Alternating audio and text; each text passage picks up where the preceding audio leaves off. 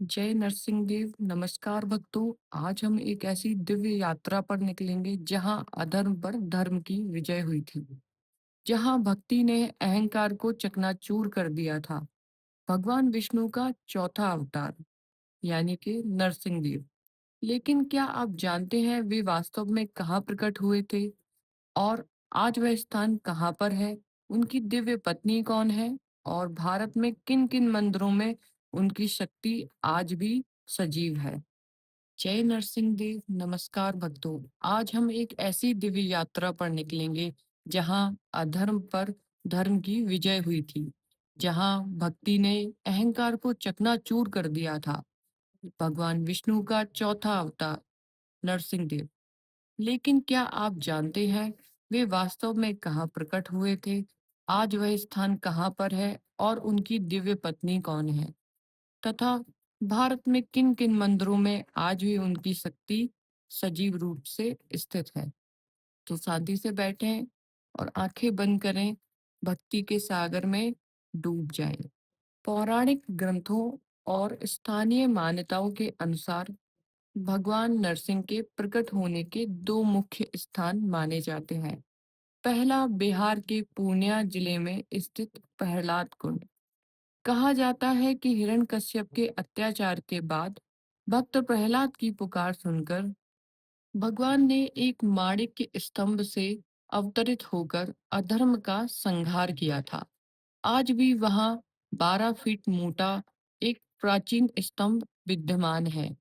वह हल्का झुका हुआ है, मानो आज भी उस दिव्य घटना की मौन गवाही दे रहा हो। दूसरा पवित्र स्थान है आंध्र प्रदेश के नलमाला पर्वतों में बसा अहोबिलम। यहाँ की चट्टानें स्वयं बोलती हैं। मान्यता है कि उग्र स्तंभ नामक एक प्राकृतिक शिला से भगवान प्रकट हुए थे। आज यहाँ 9 रूपों में नरसिंह देव की पूजा होती है, जो भक्ति के 9 आयामों को दर्शाता है। दो स्थान, दो भूगोल, परंतु एक ही सत्य। जहाँ भक्ति पुकारी गई, वहाँ ईश्वर अवश्य प्रकट हुए हैं। अब बात करते हैं उस दिव्य शक्ति की जो नरसिंह देव के समान विराजमान है।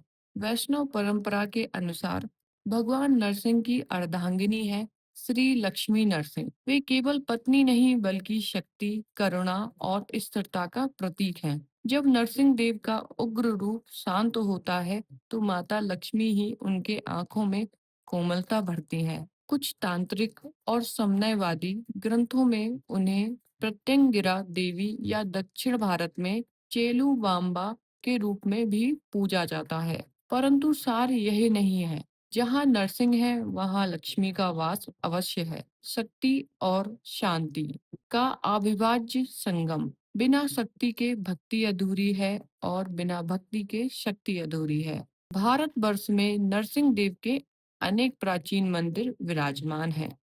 उत्तराखंड के जोशी मठ में स्थित नरसिंह मंदिर चार धाम यात्रा का अभिन्न अंग है।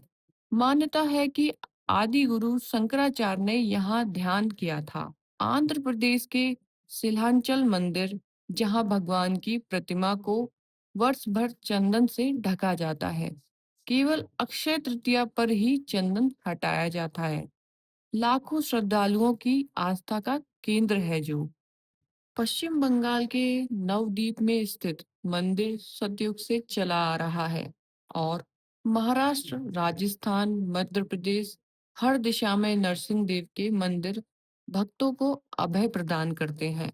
विशेष रूप से अहोबिलम के नव नरसिंह मंदिरों की यात्रा को अत्यंत पुण्यकारी माना जाता है।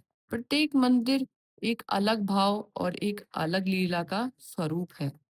भगवान नरसिंह की मान्यताएं केवल पौराणिक कथाएं नहीं हैं, वे जीवन के सूत्र हैं।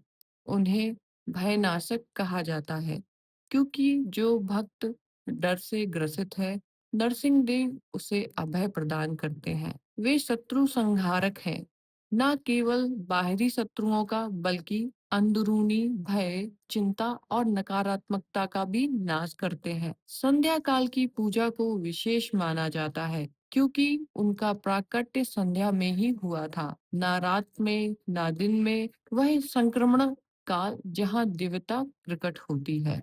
उनका मंत्र है ओम श्री लक्ष्मी नरसिम्हाय नमः। यह केवल शब्द नहीं, ऊर्जा है।